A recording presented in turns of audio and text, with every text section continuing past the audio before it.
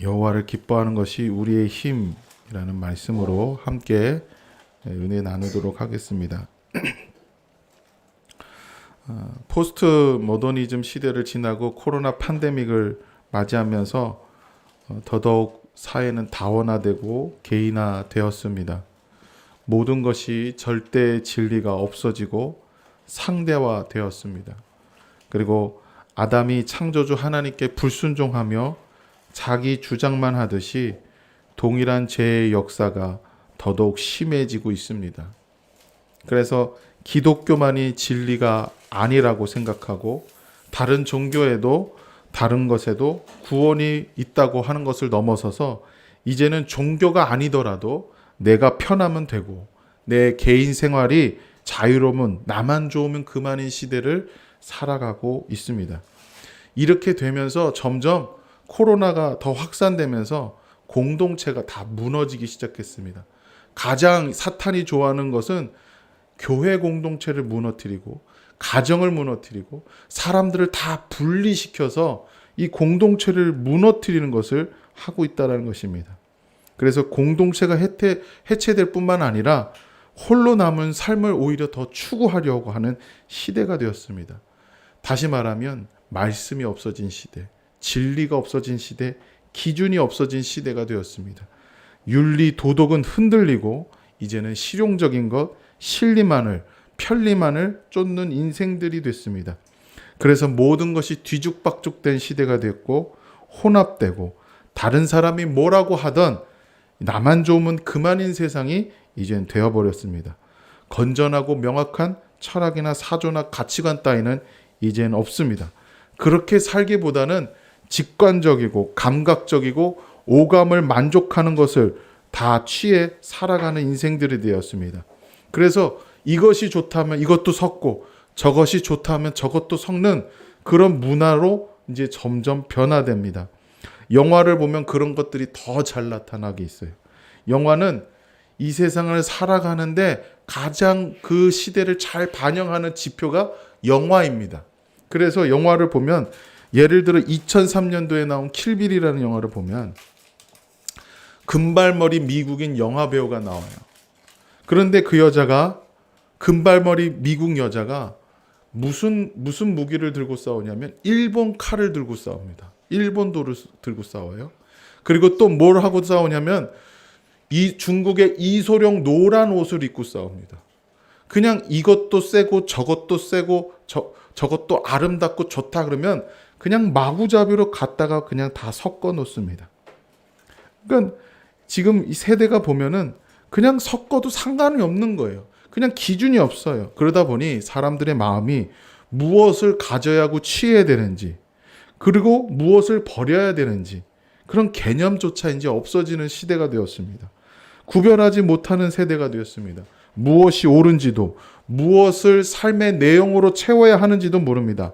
어떻게 살아야 하는지도 모르고 마구잡이 흘러가는 대로 살아가는 것이 바로 우리 지금 세대의 극악한 모습입니다. 성경에도 그런 사람들의 모습이 나오고 있습니다. 머나먼 타국 생활을 합니다. 세월이 흘러 나라가 이른 지 140년이 지났습니다. 부모나 조부모 세대로 전해 듣던 하나님의 이야기 그리고 고국 땅의 이야기를 들었지만 하나님을 점점 멀리 떠나버리는 사람들이 되어버리고 있었습니다. 그런데 어느 날 하나님께서 은혜를 베푸셔서 고국 땅에 돌아올 수 있는 기회가 되었습니다. 그리고 그 말씀에 의지해서 소망을 갖고 이스라엘 땅으로 돌아왔지만 모든 것이 무너진 성도와 도시들을 봅니다. 모든 것이 황무지가 된 것을 봅니다. 그 척박한 땅을 보면서 무법지대의 삶을 보면서 그들은 마음이 무너져 내립니다. 그렇게 어렵게 여러 가지 위험을 감수하고 다시 예루살렘 성벽을 재건합니다. 예루살렘 성벽을 재건하지만 옛 시온성이라고 아름답게 불리는 예루살렘 성의 영광과 위용은 턱없이 부족한 것이었습니다. 그들의 부모나 조부모나 그 윗세대들이 바벨론으로 끌려왔고 어느새 바벨론 또한 멸망하고 이제는 거대한 제국 페르시아 제국에 또 속한 자로 살아가고 있는 사람들이 됐습니다. 다시 말하면 하나님의 말씀은 계속 진행되고 있는데 그들의 삶은 계속 나라가 멸망하고 다시 생기는 그 가운데서도 계속되는 속박 속에 살고 있습니다. 어렵사리 땅에 돌아와 재건했는데 어느새 몇 대를 살다 보니까 자신의 뿌리를 잃어버리고 근본을 잃어버리고 신앙 공동체를 잃어버리고 있었습니다. 정체성의 모습도 옛날 이야기가 되었습니다. 큰 제국에 살다 보니까 많은 종교, 많은 문화가 섞여 살았습니다. 언어도 잃어버렸습니다. 그런데 사람들은 모든 것을 잃어버렸지만 하나님은 잊지 않으셨습니다. 자기 백성을 잊지 않으시고 하나님은 예언자를 통해 약속하신 그 말씀을 이루시고 성취하시는 분인 줄 믿습니다. 바로 하나님의 일, 하나님의 백성을 회복시키는 일을 멈추지 않으시는 것입니다. 오늘 본문 1절에 이렇게 기록되어 있습니다. 이스라엘 자손이 자기들의 성읍에 거주하였더니 일곱째 달에 이르러 모든 백성이 일제히 수문 앞 광장에 모여 학사 에스라에게 여호와께서 이스라엘에게 명령하신 모세의 율법책을 가져오기를 청하매 라고 말씀합니다. 성벽 건축이 끝나고 일곱째 달이라고 했습니다. 일곱째 달은 유대인들에겐 설날입니다. 설날에 유대인들이 수문 앞 광장에 다 모여서 학사 에스라엘에게 모세의 율법을 가져와서 우리에게 읽어달라고 가르쳐달라고 요청하고 있었습니다. 성벽은 재건되었고 또 그렇게 다시 회복된 것 같았지만 무언가 부족한 것 같았습니다.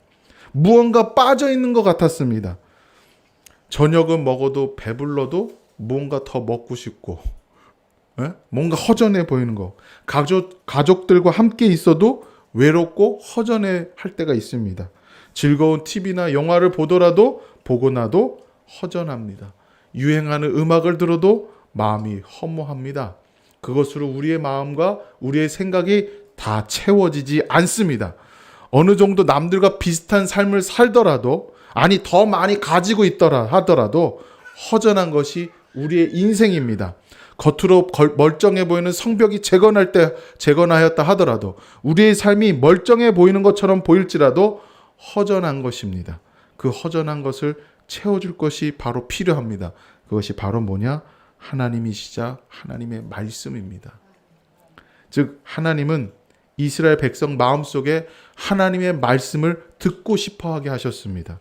에스라는 성전 재건을 주도한 인물입니다. 그리고 느헤미야는 성벽 재건을 주도한 인물입니다. 이렇게 두 사람이 모여 하나님 앞에서 하나님 백성들 앞에서 그 성벽과 성전을 재건하면서 사람들 마음속에 어느 순간 하나님의 말씀이 필요하구나라는 것들이 생기기 시작했다는 것입니다. 성전과 성벽이 다 건축되더라 하더라도 가장 중요한 것이 빠져 있었다는 것을 스스로 이제는 알게 된 것입니다. 이리저리 바람에 날리며 이것저것 섞여 살던 사람들이 하나님의 백성의 기준을 갖고 싶어 했던 것입니다. 하나님은 성전과 성벽 재건으로 이스라엘 백성의 회복을 말씀하시는 게 아니었습니다. 진정한 이스라엘의 회복은 말씀으로 새롭게 되는 것을 말씀하고 있었던 것입니다. 말씀을 이스라엘 백성 마음에 심어주는 것이 진짜 회복이라는 것을 성경은 말씀하시는 것입니다. 사람들은 광장에 모였습니다. 학사 에스라가 율법을 낭독할 때 어린아이든 노인이든 할 것 없이 모두 알아들을 만한 사람들은 모두 일어나서 서서 하나님의 말씀을 받기 시작했습니다. 레위인들은 히브리어로 된 율법을 이스라엘 사람들이 아람어로 알아들을 수 있도록 이제는 히브리어를 잃어버렸으니까 할 수 없으니까 이제는 그 히브리어로 된 성경의 말씀을 아람어로 번역하고 가르쳐 줬습니다. 그렇게 통역해주고 번역해주고 그 말씀을 설명해 주었는데 그 시간이 장장 6시간이나 서서 듣고 있었던 것입니다. 하나님이 무엇을 말씀하시는지 사모하다 보니까 그 말씀이 좋다 보니까 6시간 동안 듣게 된 것입니다. 그 자리를 떠날 수가 없었습니다. 하나님 앞에서 자신의 죄들이 보이기 시작합니다. 자신이 속한 것, 자신의 죄가, 자신의 민족이, 자신들의 역사의 모든 죄들이 하나님 말씀 앞에서 이제 보이지 않았던 것이 보이기 시작했습니다. 그 말씀들이 그 영혼을 부딪혀 울리게 하시고 그 말씀 앞에서 울며 회개하게 하시고 6절에 보면 아멘 아멘 하면서 화답하며 하나님께 경배드리고 있습니다.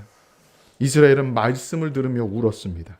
마음과 영혼의 율법과 거리가 먼 삶을 살아온 죄악들, 그리고 나라를 잃고 살아온 민족의 아픔과 모든 역사, 그리고 하나님 앞에 다시금 회복시키고자 하는 지금 이 자리에서 말씀을 주시는 하나님의 용서와 은혜에 울고 있습니다.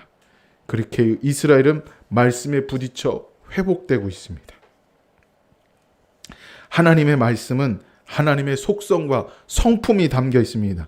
하나님의 모든 것이 담아 있습니다. 그래서 하나님이 영원하시기 때문에 하나님의 말씀도 영원하십니다.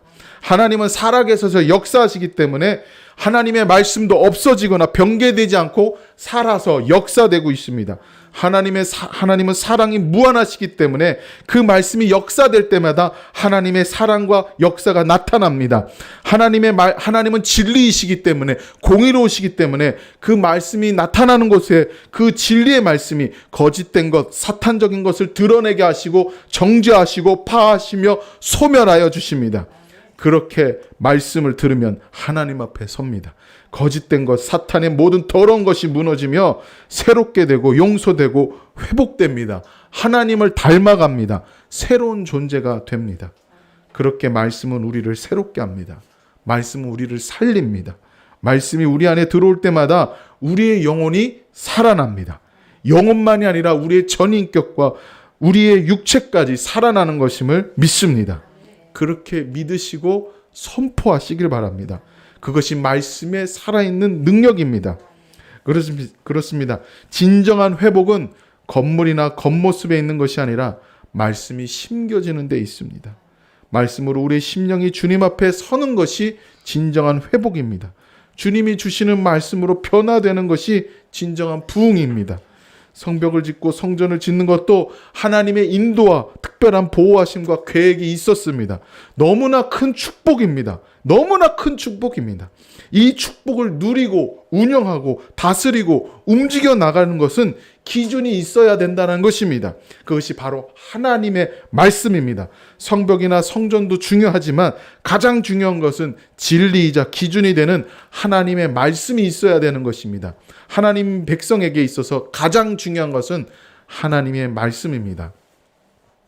우리 말씀을 하나 찾아보도록 하겠습니다. 누가복음 4장 14절에서 21절 말씀에 이렇게 기록되어 있습니다. 하나님의 말씀 안에 우리가 살아야 되는 것이고 하나님 말씀이 우리를 회복시킨다는 것에 있을 때 그 말씀이 예수를 통해 어떻게 약사되고 있는지 성취되고 있는지 오늘 본문이 그대로 누가복음 4장 14절에서 21절에 이렇게 나타나고 있습니다. 예수께서 성령의 능력으로 갈릴리에 돌아가시니 그 소문이 사방에 퍼졌고 친히 그 여러 회당에서 가르치심에 뭇 사람에게 칭송을 받으시더라. 예수께서 그 자라나신 곳 나사렛에 이르사 안식일에 늘 하시던 대로 회당에 들어가사 성경을 읽으려고 서심해 선지자 이사야의 글을 들이거늘 책을 펴서 이렇게 기록된 데를 찾으시니 곧 주의 성령이 내게 임하셨으니 이는 가난한 자에게 복음을 전하게 하시려고 내게 기름을 부으시고 나를 보내사 포로된 자에게 자유를 눈먼 자에게 다시 보게 함을 전파하며 눌린 자를 자유롭게 하고 주의 은혜의 해를 전파하게 하려 하심이라 하였더라. 책을 덮어 그 맡은 자에게 주시고 앉으시니 회당에 있는 자들이 다 주목하여 보더라. 이에 예수께서 그들에게 말씀하시되 이 글이 오늘 너희 귀에 응하였느리라 하시니 아멘. 말씀이시고 진리이신 예수님이 이 땅에 오셨습니다. 느헤미야가 성벽을 재건하듯이 주님은 새 예루살렘 성이시며 새 이스라엘이십니다. 에스라가 성전을 건축하였듯이 예수님이 새 성전이 되어 주셨습니다. 느헤미야가 하나님의 말씀을 선포하고 가르쳤듯이 주님이 다시금 선포하고 가르쳐 주고 계십니다. 그렇게 예수님은 새 성전이며 제사장이며 말씀이며 진리입니다. 그래서 예수님은 회당에 들어가셔서 이사야 말씀의 예언을 읽으시고 은혜의 해 희년의 해 은혜를 선포하고 계십니다. 그 말씀 안에 담겨진 그 가르친 것을 약속하고 성취하신다는 것을 가르치고 계십니다. 모든 죄의 짐에서 이제 흩어졌던 것, 하나님의 말씀대로 살지 못하였던 것, 죄의 속박으로 있던 것, 그 해방을 선포하고 계십니다. 성령의 능력으로 포로된 자에게 자유를 주시고 눈먼 자에게 다시 보게 함과 눌린 자에게 자유를 주시는 놀라운 복음을 주시는 것입니다. 그렇게 그 말씀으로 믿는 모든 자에게 우리에게 복이 되는 줄 믿습니다. 그렇습니다. 우리 하나님은 말씀이신 그 진리이신 예수 그리스도를 통해 우리를 살리십니다. 그 말씀을 들을 때마다, 묵상할 때마다, 마음을 새길 때마다, 그 말씀을 받아들이고 아멘 할 때마다, 마음에 부딪혀 제가 생각날 때마다, 그리고 그 말씀의 약속으로 인해 사랑과 은혜를 경험할 때마다 소망과 기쁨으로 변화되는 것입니다. 그렇게 우리는 말씀만으로 살 수 있습니다. 그래서 진리 되시고 말씀이신 예수님이 성령을 통하여 우리 안에 내주하셔서 말씀을 사모하게 하시는 것입니다. 요한복음 6장 30절에서 33절 말씀 같이 보도록 하겠습니다. 그들이 묻되 그러면 우리가 보고 당신을 믿도록 행하시는 표적이 무엇이니이까? 하시는 일이 무엇이니이까? 기록된 바 하늘에서 그들에게 떡을 주어 먹게 하였다 함과 같이 우리 조상들은 광야에서 만나를 먹었나이다. 예수께서 이르시되 내가 진실로 진실로 너희에게 이르노니 모세가 너희에게 하늘로부터 떡을 준 것이 아니라 내 아버지께서 너희에게 하늘로부터 참떡을 주시나니 하나님의 떡은 하늘에서 내려 세상에 생명을 주는 것이니라. 아멘. 이 말씀은 우리 주님이 오병이어로 5,000명을 먹이셨을 때의 이야기입니다. 유대인들은 와서 예수님께 모세처럼 만나를 내리는 표적을 구합니다. 아, 주님, 이곳에 모세가 만나를 우리에게 줬던 것처럼 그렇게 그런 표적을 좀 나타내 주시길 원합니다. 라고 얘기합니다. 그런데 주님은 말씀합니다. 하나님이 만나를 내려서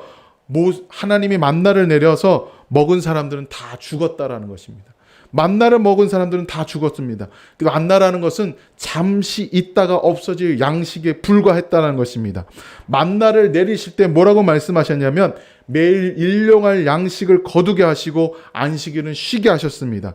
그것이 하나님의 약속이자 말씀입니다. 그러니까 사람들은 그 말씀에 순종하여 만나를 통해 하나님의 말씀에 순종하는 것을 배우게 되었습니다.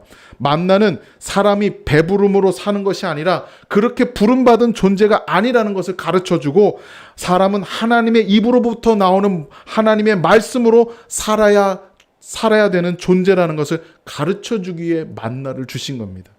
그러니까 만나를 주신 것은 단순히 배고픔 때문에 주신 것이 아니라 하나님의 약속인 말씀으로 살아야 된다는 것을 가르쳐주기 위해서 만나를 주신 겁니다. 그런데 그 만나가 예수 그리스도를 나타내는 것이며 예수 그리스도의 그림자이며 예수 그리스도 그 만나조차도 참떡, 영원한 생명의 양식의 만나가 바로 예수님이라는 것을 가르쳐주고 있다는 것을 예수님은 말씀하시는 겁니다. 그래서 떡은 하늘에서 내려 생명을 주신 것이다 라고 말씀하시면서 그 생명의 양식이 인자 예수 그리스도인 것을 나타내주고 있습니다. 그래 영생을 주시는 말씀을 사모하시길 바랍니다. 우리가 살아나는 가장 중요한 모습은 바로 말씀을 사모하는 것입니다. 말씀을 사모하며 가까이 할 때마다 회개가 일어나며 구주의 보혈이 흐르며 그 믿음으로 십자가를 짊어지고 나타내는 인생으로 변화가 될 것입니다. 그 약속이 우리를 새롭게 하며 온전하게 하시며 더욱더 사랑하고 사모하는 자로 서게 하실 것입니다. 그리고 어느새 우리의 삶이 힘들고 어려울지라도 소망으로 살게 하시고 기쁨에 차게 넘치게 하시는 줄 믿습니다. 그것이 바로 이스라엘의 회복이자 하나님의 회복의 부흥의 모습입니다. 그것이 하나님이 기뻐하시는 회복의 모습입니다. 오늘 말씀에도 그런 기쁨이 있습니다. 9절에 에스라와 레위 사람들이 기뻐하며 이 기쁨을 사람들과 함께 나누라고 합니다. 눈물만 흘리고 있을 것이 아니라 슬퍼하고 애통하고 회개만 하는 것이 아니라 오히려 하나님의 은혜를 누리라고 말씀합니다. 우리가 살면서 자기 자신을 돌아봤을 때 참 열심히 살았다라는 생각이 듭니다. 저도 살면서 이런 생각 저런 생각을 했는데 스스로 생각하기에 참 어렵게 살았다라는 생각이 듭니다. 신학교도 가고 기도도 하고 굶기도 하고 금식도 하면서 기도하면서 살아왔습니다. 뭐 하나 내 맘대로 속 시원하게 해결되는 건 없었는데 그렇게 어렵게 살아왔습니다. 노력하고 다 살아왔습니다. 그런데 괜찮은 것 같았는데 하나님 앞에만 서면 죄인입니다. 죄된 모습으로 하나님 앞에 견딜 수가 없습니다. 우리가 스스로 돌아볼 때는 괜찮게 열심히 살아온 것 같지만 말씀 앞에 부딪히고 하나님 앞에 설 때마다 죄된 모습으로 죄인인 모습으로 있는 것임을 보게 되는 것입니다. 그런데 그것만이 다가 아닙니다. 하나님의 은혜를 배웁니다. 하나님의 치유를 배웁니다. 회복을 경험합니다. 그리고 기쁨과 감사가 넘치는 겁니다. 그리고 그 믿음이 자라나며 지혜가 자라나는 것입니다. 그렇습니다. 하나님의 말씀은 무겁고 무섭고 엄중합니다. 죄에 대해서 무겁고 무섭습니다. 그러나 그것에 그치는 것이 아니라 예수 그리스도의 회복이 있습니다. 그 진리의 말씀이, 은혜의 말씀이 그 약속 안에서 예수께서 죽고 다시 살게 하셔서 우리가 그 말씀 안에 다시 살아나는 것입니다. 우리는 우는 것으로 마치는 것이 아니라 기뻐할 수 있는 자로 소망을 두고 살 수 있는 인생으로 우리를 부르신다는 것입니다. 주님을 더 믿는 자로, 기뻐하는 자로 살게 하십니다.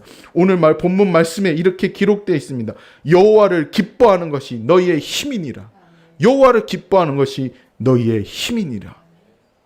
말씀을 대하면서 살면 살수록 살기 어려움을 느낍니다. 한계 사항에 부딪힙니다. 말씀대로 살려고 하면 할수록 참 잘 되지 않을 때가 많이 있습니다. 한계상에 부딪힐 때마다 천불이 나고 욕지기까지 튀어나오려고 합니다. 그러나 하나님은 말씀하십니다. 그 말씀으로 창조하시고 약속하시고 오셔서 약속대로 치유하시고 회복하며 진정한 기쁨을 누리도록 하십니다. 그래서 삶을 보면서 한계 상황에 부딪히고 염려하고 근심하는 것이 아니라 진정 주님을 보면서 기뻐하고 회복하는 것을 보게 하십니다. 인생의 죄악들 어떠한 것으로 없어질 수 없습니다. 아무리 큰 일을 하고 어떤 큰 업적을 남겨도 그 있던 죄악은 없어지지 않습니다. 하나님의 말씀과 은혜로만 그 모든 것이 사해지고 용서되어지는 줄 믿습니다. 하나님은 그래서 우리가 도망갈 수 없는 인생임을 붙들어 주셔서 그 말씀 앞에 살아갈 때마다 도망갈 수 없는 인생의 거친 인생을 하나님의 여호와를 기뻐하는 힘으로 살게 하여 주시는 것입니다. 그래서 좌절과 염려와 근심을 이길 수 있는 힘이 되게 하여 주십니다. 오늘 읽지 않았지만 13절에서 18절에 무슨 일이 일어나느냐면 이들은 기뻐하며 초막절을 지키게 됩니다. 초막절을 잊고 살아옵니다. 말씀을 잊으니까 하나님의 명절과 하나님이 주신 절기 그 의미를 다 잊고 살았습니다. 오랫동안 그것을 잃었다가 초막을 짓고 삽니다. 광야에서 초막을 짓고 하나님의 보호와 인도하심을 함께 놀라운 경험들을 회상하고 기억하는 것을 하게 하십니다. 더 나아가 광야에서 인도하신 하나님이 지금도 돌보고 계시고 역사하시고 창조하시고 구원하시는 것을 경험하고 고백하도록 하게 하시는 것입니다. 성벽을 처음엔 재건하려다가 실패했습니다. 사마리아인들이 방해하고 위협하고 그래서 그렇게 중단했었습니다. 그래서 다시금 느헤미야가 다시 재건하고 그 과정에 또 많은 방해와 위협들이 있었습니다. 그 위험을 감수하면서 고생하고 우여곡절 끝에 그 사탄의 방해가 있었음에도 불구하고 주님은 실패하거나 멈추지 않게 하여 주시고 역사하여 주셨습니다. 그 성벽 재건으로 인하여서 다른 사람들이 습격하지 못하도록 안전장치가 생겼습니다. 그러나 초막에 거하면서 초막을 지내면서 성벽의 안전장치가 아니라 하나님의 말씀을 따르고 초막에 지내는 것이 진정한 안전장치이며 진정한 평안인 것을 그들은 고백하게 되고 기뻐하게 되는 것입니다. 하나님의 역사는 지금도 여전한 것이에요. 성벽이 있던 성벽이 없던 하나님의 놀라운 보호하심과 역사는 늘 한결같이 있다는 것입니다. 그들은 초막절에서 텐트 안에서 지내면서도 언제나 하나님의 안전함을 기뻐하며 즐길 수 있는 사람들이 되었던 것입니다. 성벽이나 성전이 우리를 완성시키는 것이 아닙니다. 말씀이 우리를 온전케 합니다.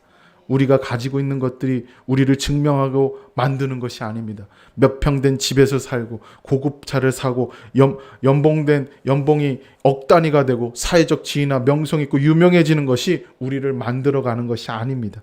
하나님의 말씀만이 우리를 온전케 하며 살게 하며 우리를 만들어 가시는 줄 믿습니다. 하나님을 듣고 알게 됨으로써 우리는 구별하는 지혜가 있게 됩니다. 하나님을 분명히 더 알게 되고 하나님을 배우게 되고 하나님의 말씀을 진리를 파악하게 됩니다. 오늘 말씀 2절에 알아들을 이렇게 3절에 알아들을 이렇게 표현합니다. 7절에 깨닫게 되었다. 8절에 깨닫게, 12절에 밝히 함이라. 이 모든 말씀은 같은 단어입니다. 한 단어, 말씀을 이해하는 것을 말하고 있습니다. 그렇습니다. 말씀은 우리의 삶의 기준이고 영적 분별의 기준이 됩니다. 말씀은 사탄의 공격하는 유일한 무기입니다. 말씀은 하나님의 방법입니다. 그래서 우리는 감사, 기쁨으로 살 수밖에 없습니다.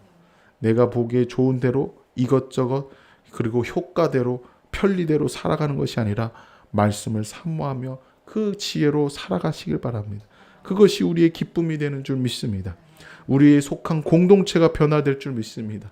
가정이 변화되고 교회가, 일터가, 나라가 이르기까지 다 부흥되길 원합니다. 말씀을 듣고 말씀을 사모하고 하나님을 배우고 그 말씀을 믿고 응답하며 살 때마다 그 말씀대로 기도할 때마다 공동체마다 회복이 될 줄 믿습니다. 우리 가정이 말씀을 읽기를 소망합니다. 말씀을 사모하며 들으며 믿기를 소망합니다. 우리 교회가 말씀을 사모하며 순종하길 원합니다. 말씀을 선포하길 원합니다. 우리가 일하는 일터마다 하나님의 말씀이 심겨지고 그 그리스도의 법대로 통치받길 원합니다. 우리 나라가 말씀 앞에 서서 두려워하며 회복되길 원합니다. 그렇게 하나하나 주님의 말씀대로 성취되길 소망하고 그렇게 기뻐함으로 우리의 힘으로 그 기뻐함으로 우리의 힘으로 삼길 원합니다. 우리나라도 이스라엘처럼 나라를 잃었었고 다시 회복되어 지금까지 하나님의 은혜 가운데 지금까지 왔는 줄 믿습니다. 회개하며 다시금 하나님 말씀으로 돌아가야 할 줄 믿습니다. 여호와를 기뻐하는 그것으로 그 힘으로 우리는 의심 없이 근심 없이 살아야 될 줄 믿습니다.